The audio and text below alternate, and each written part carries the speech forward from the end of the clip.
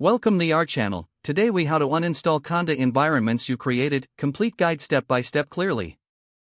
To uninstall a Conda environment, first open your command line interface. Make sure you have the latest version of Conda installed. You can check this by typing Conda version and pressing enter. Next, list all the Conda environments you currently have. Do this by typing Conda envlist or Conda infoenv. Identify the name of the environment you wish to uninstall. Now, type Conda remove name your environment name all. Replace your environment name with the actual name of your environment. Press enter to execute the command. Conda will display a confirmation prompt. Review the information provided to ensure you are removing the correct environment. If everything looks good, type Y and press enter to proceed. The uninstallation process will begin.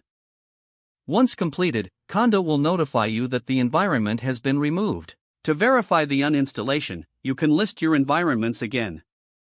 Run Conda envlist or Conda infoenv once more. Your uninstalled environment should no longer appear in the list.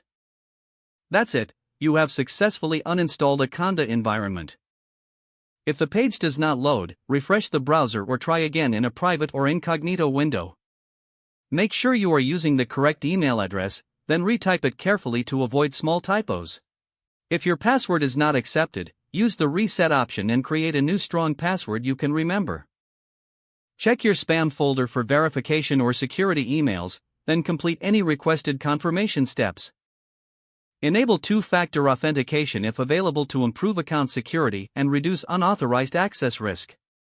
After signing in, review your profile details so your contact information and settings are accurate and current. If you see an error message, note it down and try again after restarting your device and internet connection.